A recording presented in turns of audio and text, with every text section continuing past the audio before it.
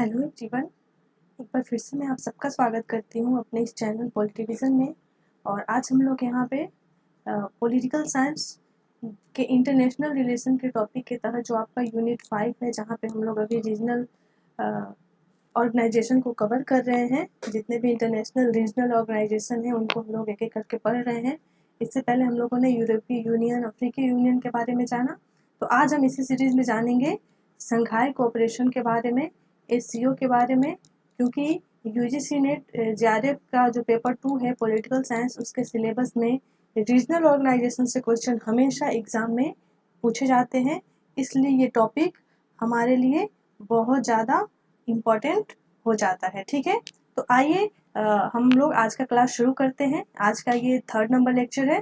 तो इसको जानने से पहले मैं एक सूचना आप लोगों को दे दूं कि ऐसे स्टूडेंट जो हमारे इस चैनल के साथ जुड़ना चाहते हैं, पॉलिटिकल साइंस पेपर 2 का वीडियो प्राप्त करना चाहते हैं, वो हमारे टेलीग्राम चैनल से जुड़ सकते हैं। इस वीडियो के डिस्क्रिप्शन बॉक्स में मेरे टेलीग्राम चैनल का लिंक दे दिया है, आप उस पर क्लिक करके फ्रीली आप मेरे इस चैनल पर जुड़ सकते हैं और पॉलिटिकल साइंस से संबंधित इम्पॉर्टेंट लेक्चर को विजिट कर सकते हैं। ठीक है, तो चलिए आज के क्लास में हम लोग जानते हैं संघाई कोऑपरेशन ऑर्गेनाइजेशन के बारे में डिटेल में कि आखिरकार ये संघाई कोऑपरेशन है क्या, इसके बनने के पीछे क्या पर्पस थे, इसका स्ट्रक्चर क्या है, इसका स्थापना कब हुआ और भारत के परिप्रेक्ष्य में ये संघाई कोऑपरेशन जो है कितना असरदार है, इसकी क्या इम्पोर्टेंसी है भारत के लिए। क्योंकि आपको पता है कि भारत और पाकिस्तान भी अब इसके सदस्य बन चुके हैं 2017 से, तो इसलिए मतलब हम दोनों का पैरेलल रिलेशन देखेंगे कि संघाई में शामिल होने से भारत को कितना फ़ायदा है, कितना नुकसान है। ठीक है, इन सारी चीज़ों को हम डिटेल से आज कवर करेंगे ताकि इससे जो भी क्वेश्चन पूछे जाए एग्जाम में, कोई भी क्वेश्चन मिस ना हो।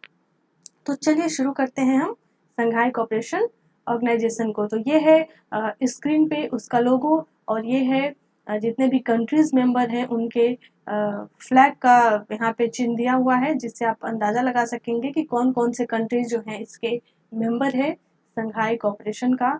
मैं बता दूं, अगर संघाई कोऑपरेशन की मैं फुल फॉर्म की बात करूं तो संघाई सहयोग संगठन, आपको पता ही है, एससीओ जिसको हम शॉर्ट में जानते हैं।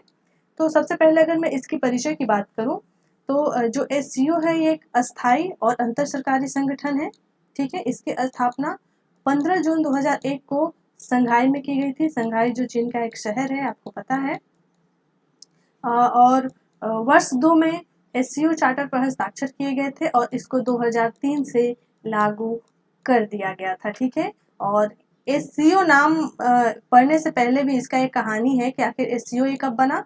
तो जब 2001 में उज्बेकिस्तान इस समिट में शामिल हो जाता है, उसके बाद से संघाई 5 को एससीओ नाम दे दिया गया। ठीक है, यहाँ पे मैं आपको बता दूं इसकी थोड़ी सी हिस्ट्री कि एससीओ से पहले ये जाना जाता था संघाई 5 के नाम से, क्योंकि 90 के इरा में क्या होता है कि जब सोवियत संघ का विघटन हो जाता है तो उस समय बहुत सारे सोवियत गणराज्य के ऐसे देश होते हैं जो आज़ाद होते हैं। ठीक है, बहुत सारे देश आज़ाद होते हैं और अपनी संप्रभुता की मांग करते हैं, अपनी स्वतंत्रता की मांग करते हैं। उस परिस्थिति में उन्हीं गणराज्यों में से 5 देश जो क्या करते हैं, संघाई 5 नामक एक संगठन का निर्माण करते हैं, जिसका मेन उद्देश्य था कि जो आपसी वहाँ के नए स्वतंत्र देश थे उनके अंदर जो भी नस्लीय और चरमपंथी विचारधारा थी उस पर काबू पाना, साथ ही साथ अपने सीमावर्ती क्षेत्रों की सुरक्षा करना और जो भी विषैनीकृत हो रहा था मामला, एक मतलब जो मिलिट्री जो था एक सीमा से दूसरे सीमा पे जो हमला हो रहे थे, उन सारी चीज़ों से निजात पाना, ये संघाई 5 का प्रमुख लक्ष्य था। लेकिन बाद में 2001 में क्या होता है कि उज्बेकिस्तान इसमें शामिल हो जाता है और फिर संघाई 5 का नाम बदल के एससीओ कर दिया जाता है। ठीक है, तो पहले ये था संघाई 5 जिसमें 5 देश थे, फिर अभी हम आपको बताएंगे वो देश कौन कौन थे, और उसका नाम बदल के कर दिया जाता है एससीओ। कब? 2001 में, जब उज्बेकिस्तान इसमें शामिल होता है। यहाँ पे आप देख रहे हैं फिलहाल अभी जितने कंट्रीज मेंबर हैं एससीओ के। ठीक है, तो अभी फिलहाल वर्तमान की मैं बात करूँ तो एससीओ में 8 कंट्री मेंबर हैं। ठीक है, चाइना है, कजाकिस्तान है, किर्गिस्तान है, रशिया है, तजाकिस्तान है, उज्बेकिस्तान है, इंडिया और पाकिस्तान। ठीक है, ये 5 जो देश थे ये आपके फाउंडर मेंबर थे, ठीक है, जो संघाई 5 बनाए थे। और 2001 में क्या होता है कि एससीओ में उज्बेकिस्तान शामिल होता है, और उज्बेकिस्तान को शामिल करने से ये जो संघाई 5 था उसका नाम बदल के कर दिया जाता है एससीओ, ठीक है। और उसके बाद 2017 में इस संघाई जो संगठन है इसको विस्तार दिया जाता है, और भारत और पाकिस्तान को दोनों को शामिल कर दिया जाता है एससीओ नामक संगठन में, ठीक है। तो ये फिलहाल अभी अगर एग्जाम में पूछे कभी इसके कितने कंट्रीज मेंबर हैं, तो अभी इसके टोटल 8 कंट्रीज मेंबर हैं। और वहीं पे मैं बात करूं ऑब्जर्वर कंट्री की, जो पर्यवेक्षक राज्य हैं, तो पर्यवेक्षक राज्य 4 हैं, जिनमें से अफगानिस्तान है, ईरान है, बेलारूस है और मंगोलिया है। ये 4 पर्यवेक्षक राज्य हैं एससीओ के। और डायलॉग पार्टनर स्टेट की मैं बात करूं, तो डायलॉग पार्टनर जो कंट्रीज है उसमें से हैं 6 देश, अर्मेनिया, कंबोडिया, नेपाल, तुर्की, श्रीलंका और अजरबैजान, ठीक है। तो ये 6 देश इसके डायलॉग पार्टनर देश हैं एससीओ के। आइए अब हम बात करते हैं एससीओ के निर्माण की कहानी की। एससीओ कैसे बना, कब इसके क्या क्या हस्ताक्षर हुए, संघाई 5 से एससीओ का ये सफर इसका कैसा रहा, इन सारी चीजों को हम डिटेल में देखते हैं। तो जून 2002 में क्या होता है कि एससीओ के राष्ट्राध्यक्षों के सम्मेलन के दौरान सेंट पीटरबर्ग में संघाई सहयोग संगठन चार्टर पर हस्ताक्षर किए गए, ठीक है। कब? 2002 में, मैंने पहले ही बताया। और इस हस्ताक्षर को 2003 में लागू कर दिया गया। तब से जो है ये एससीओ पूरी तरीके से लागू कर दिया जाता है। और इसकी मैं अगर आधिकारिक भाषा की बात करूं तो एससीओ की जो आधिकारिक भाषा है वो है रूसी और चीनी, ठीक है। एससीओ का मुख्यालय फिलहाल चीन की राजधानी बीजिंग में है। ये भी आपके लिए इम्पोर्टेंट है, आप याद रखिएगा कि एससीओ का मुख्यालय कहाँ है, तो चीन के बीजिंग में है। एससीओ का पूर्ववर्ती संगठन संघाई 5 था, जिसमें कजाकिस्तान, चीन, किर्गिस्तान, रूस और तजाकिस्तान 5 सदस्य देश शामिल थे, ठीक है। ये 5 सदस्य देश जो मिला के बनाए थे संघाई 5। और संघाई 5 का गठन ये इन 5 देश जो रूस, चीन, कजाकिस्तान, किर्गिस्तान और तजाकिस्तान के द्वारा बनाया गया था 1996 में। ये भी आपको याद रखना है कि संघाई 5 का गठन कब किया गया था, तो संघाई 5 का गठन किया गया था 1996 में। ये 5 जो देश थे उनके द्वारा। और जब 2001 में इसमें उज्बेकिस्तान आता है, वो भी जो सेंट्रल एशिया का देश है, उसके आने के बाद इसका नाम बदल के कर दिया जाता है एससीओ। 2001 से क्या हो जाता है ये एससीओ। 2002 में इसकी औपचारिक उद्घाटन होता है और इसको 2003 से लागू कर दिया जाता है, ठीक है। 2017 में इस संगठन में अस्थायी सदस्य के तौर पर भारत और पाकिस्तान भी शामिल हुए। ये डेटा भी बहुत इंपॉर्टेंट है, मे भी आपके एग्जाम में पूछ ले कि भारत कब शामिल हुआ, तो भारत इसमें सम्मिलित होता है 2017 में। इससे पहले भारत जो था एससीओ का पर्यवेक्षक राज्य हुआ करता था, पर्यवेक्षक देश हुआ करता था, जो 2005 से, ठीक है ना, 2005 से भारत एससीओ का पर्यवेक्षक कंट्री हुआ करता था। वहीं पे मैं बात करूं कि आखिरकार ये एससीओ की ऑब्जेक्टिव क्या है, ठीक है ना। तो सबसे पहले जब संघाई 5 का गठन किया गया था तो इसके ऑब्जेक्टिव थोड़े अलग थे, ठीक है। इसका मेनली ऑब्जेक्टिव यही था कि जो नस्ली चरमपंथी हैं उनका मुकाबला करना, ठीक है। इस उद्देश्य से इस जो है संगठन का गठन किया गया। खासकर मैं बताऊं कि जब ये शाम हो रही थी तो उस समय कोल्ड वॉर के इरा में क्या होता है कि जितने भी एक नाटो का मतलब संगठन बनाया गया, नॉर्थ अटलांटिक ट्रीटी की गई, सैनिक संगठन बनाया गया जो भी पूंजीवादी देश थे उनके खिलाफ।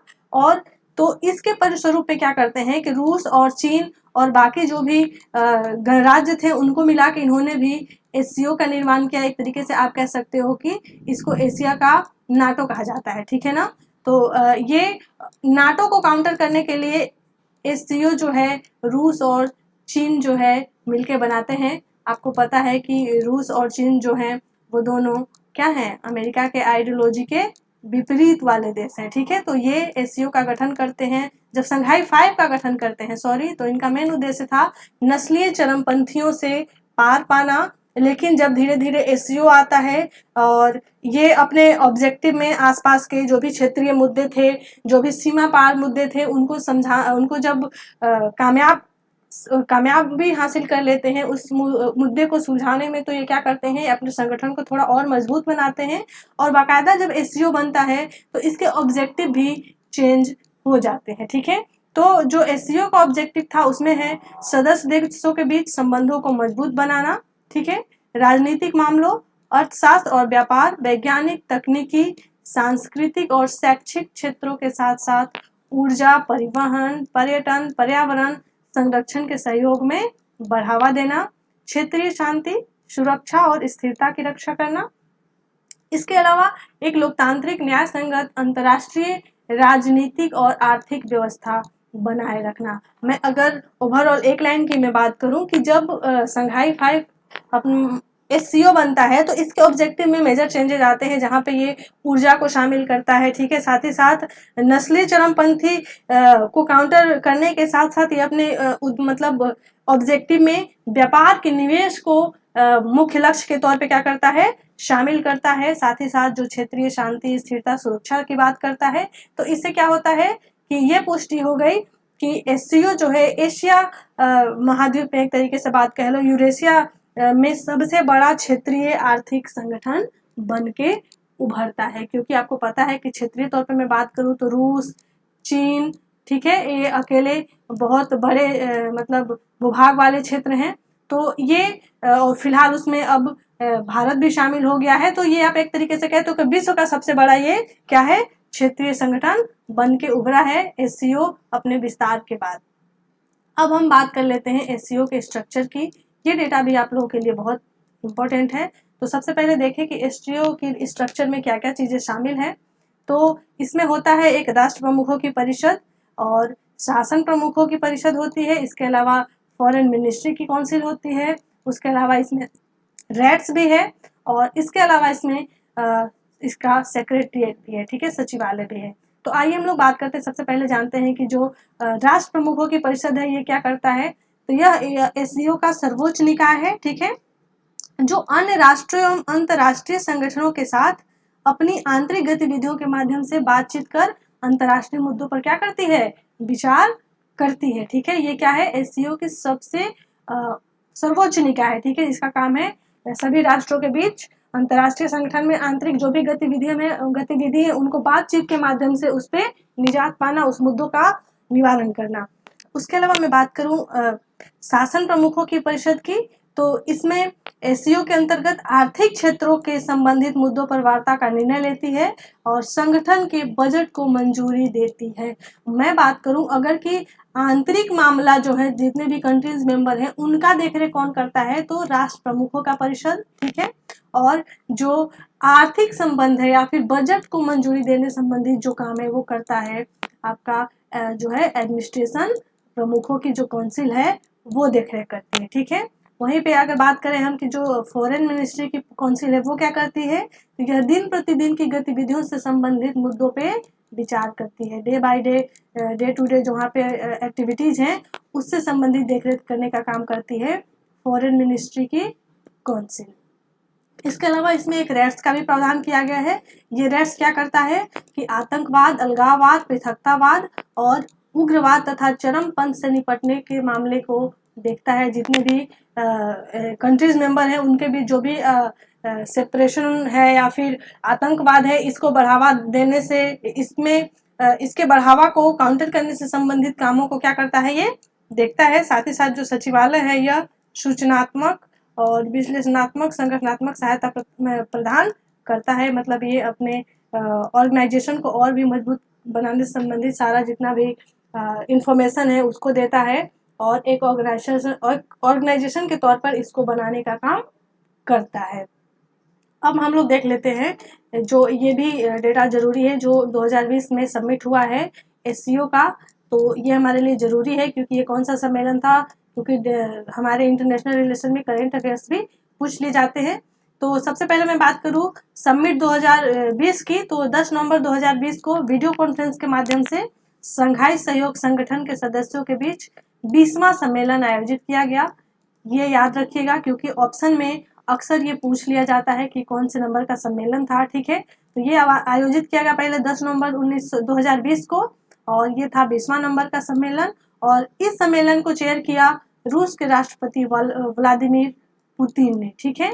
तो ये जो 20वां सम्मेलन था, इसको कौन अध्यक्षता इसका किसने किया? रूस के राष्ट्रपति ने। और इस सम्मेलन में सबसे दो चीज़ें बहुत इम्पोर्टेंट थी जो भारत की तरफ से, या फिर जो बहुत हाईलाइट रही ये दो इशू। इसमें ये था कि एससीओ से संबंधित सांस्कृतिक पहल पर जोर दिया गया। मतलब जितने भी बुद्धिज्म से जुड़ी हुई हेरिटेज वाले संबंधित चीज़ें थी, उनका प्रदर्शनी का आयोजन किया गया, ठीक है। भारत की ओर से, चीन की ओर से और जो भी सदस्य देश थे उनकी ओर से क्या किया गया? एक प्रदर्शनी का आयोजन किया गया, ठीक है, बौद्ध धर्म को लेकर, ठीक है।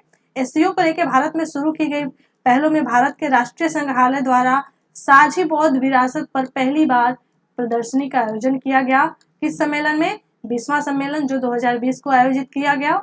इसके अलावा वर्ष 2021 में भारत में एससीओ फूड फेस्टिवल का आयोजन और साहित्यिक प्रयास के क्रम में 10 क्षेत्रीय भाषाओं का रूसी एवं चीनी अनुवाद शामिल है।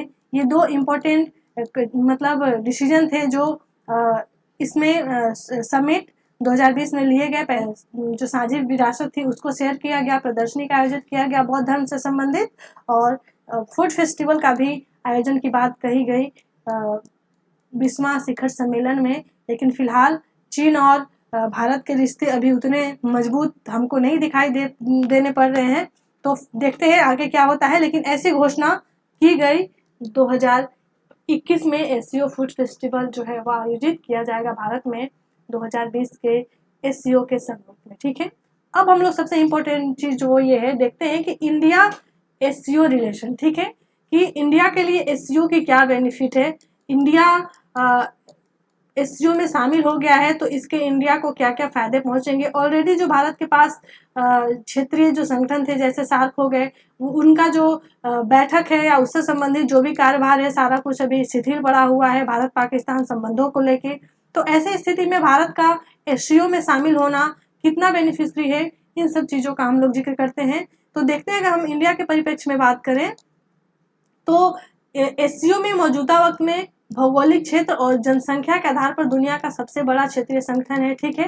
भारत के मिल जाने से ये उपलब्धि इसको हासिल हो गई। एक तरफ रूस है, चाइना है और इंडिया है, और इनके आने से ये जो क्षेत्रीय संगठन है वो क्या हो जाता है? विश्व का सबसे बड़ा संगठन हो जाता है।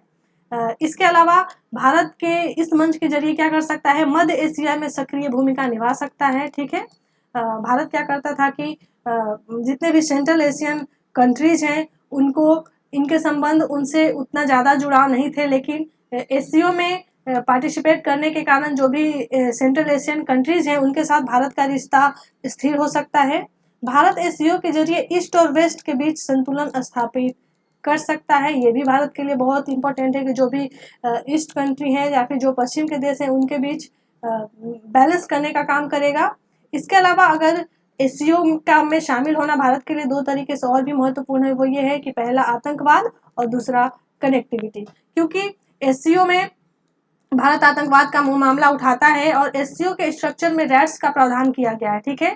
वहाँ से भारत जो है, क्योंकि भारत एक ऐसा देश है जो आतंकवाद से बहुत ज़्यादा प्रभावित है, तो इस मुद्दे पे यहाँ पे गहनता से लिया जाएगा, जिससे भारत को आतंकवाद से लड़ने में क्या मिलेगी? मदद मिलेगी। साथ ही साथ सूचना का आदान प्रदान होगा। एससीओ में शामिल होने से जो भी नए नए टेक्नोलॉजी है वो भी आदान प्रदान करेंगे, जिससे भारत क्या होगा? और भी अधिक समृद्ध होगा। और सबसे बड़ी मैं बात करूं तो एससीओ की सदस्यता के बाद भारत को संपूर्ण एशिया की एक प्रमुख शक्ति के रूप में स्थापित करती है, जबकि पहले भारत की प्रतिष्ठा केवल साउथ एशिया तक ही थी, ठीक है। पहले जो भारत का रिलेशन था या फिर भारत का जो एक तरीके से कह सकते हो कि प्रतिष्ठा थी, उसका जो एक इमेज था ग्लोबल लेवल पे, वो या फिर हमारे एशियन कंट्री की मैं बात करूं तो वो साउथ एशिया कंट्री तक ही सीमित था, ठीक है। लेकिन इसमें शामिल होने से भारत क्या करेगा? संपूर्ण एशिया को अपना दमखम दिखा सकता है, उनसे अपना रिलेशन इस्टेब्लिश कर सकता है, ठीक है। खासकर जो भी सेंट्रल एशिया के देश हैं, ठीक है, इनसे इनका संबंध सुधर सकता है। एससीओ के कई प्राकृतिक गैस जो देश हैं, कई मतलब गैस और तेल भंडार वाले देश हैं। भारत इन देशों के साथ बेहतर संबंध बनाकर अपने हितों को साध सकता है, ठीक है। इनको जो ऑयल और पेट्रोलियम का काम है, जो एशियन कंट्रीज है उनके पास कई ऐसे देश हैं जो इनके पास प्राकृतिक के बड़े भंडार हैं, खासकर पेट्रोलियम के और तेल भंडार गैस के। तो यहाँ से इनके संबंधों को मजबूत बनाकर भारत क्या कर सकता है? इनसे तेल या फिर प्राकृतिक गैस का क्या कर सकता है, इम्पोर्ट एक्सपोर्ट कर सकता है और अपने राष्ट्रीय हितों को राष्ट्रीय हित में वृद्धि कर सकता है। ठीक है, और नेक्स्ट पॉइंट ये बताता है कि सार्क के नाकाम होने के बाद, ठीक है, सार्क की बैठक बहुत दिनों से नहीं हुई है क्योंकि भारत और पाकिस्तान के जो रिलेशन है वो हमेशा अनबने रहते हैं, कभी इनमें मिठास नहीं होती, किसी न किसी कारण से दोनों में डायलॉग नहीं हो पाते, जिसके वजह से बाकी सारे कंट्रीज भी इस सार्क को लेके क्या है, शिथिल पड़े हुए हैं, इनकी बहुत दिनों से कोई बैठक नहीं हुई है।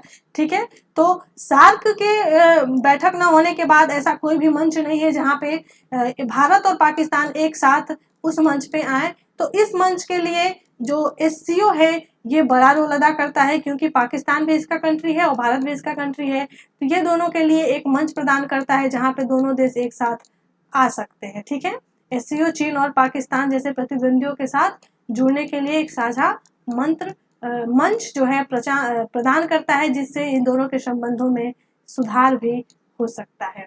आइए अब कुछ महत्वपूर्ण फैक्ट्स को देख लेते हैं SCO से संबंधित।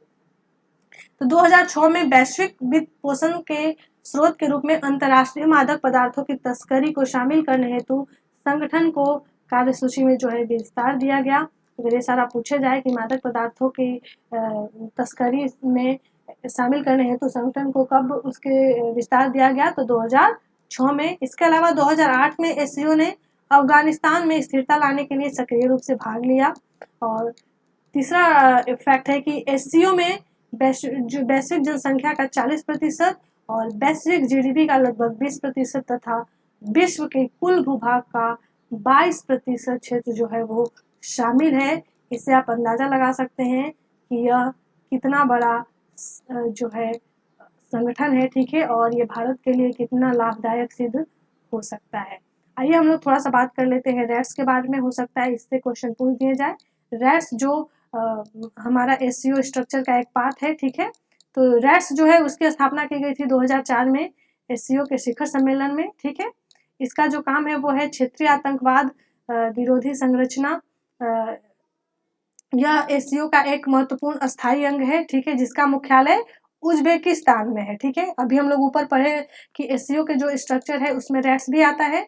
तो रैट्स को बनाया गया था 2004 में और ये एक अस्थायी अंग है हमारा SCO का, और इसका हेडक्वार्टर है उज्बेकिस्तान की राजधानी ताशकंद में। ठीक है, इसका कार्य सदस्य देशों के मध्य आतंकवाद, अलगाववाद और अतिवाद से लड़ने के लिए आपसी सहयोग को बढ़ावा देना है। ये रैट्स का मुख्य काम है, अलगाववाद, पृथकतावाद और आतंकवाद से लड़ना। रैट्स के में प्रतिनिधित्व के लिए सभी देश अपने अपने अस्थायी प्रतिनिधि भेजते हैं, जिनमें से एक व्यक्ति 3 वर्षों के लिए रैट्स के अध्यक्ष के रूप में चुना जाता है। ठीक है, मैं अगर बात करूं कि रैट्स का अध्यक्ष कौन होता है, तो उन लोग आपस में से ही सभी देश अपने अपने बारी में से क्या करते हैं, एक व्यक्ति जो है 3 वर्षों के लिए चुना जाता है, तो अपने में से ही सारे देश एक अस्थायी प्रतिनिधि भेजते हैं जिनका कार्यकाल 3 वर्ष का होता है और ये अध्यक्ष के रूप में काम करते हैं। ये रैट्स भी आप लोगों के लिए बहुत ज़्यादा इंपॉर्टेंट है अगर आप SCO पढ़ रहे हो तो। ठीक है, तो आपको इसका स्थापना वर्ष, इसका जो हेडक्वार्टर है और इसका क्या कार्य है, ये सारी चीज़ें आपको देख लेना है, याद कर लेना है। तो ये था आज हम लोगों ने डिटेल से जाना SCO के बारे में। आने वाले लेक्चर में हम दूसरे यूनिट को कवर करेंगे।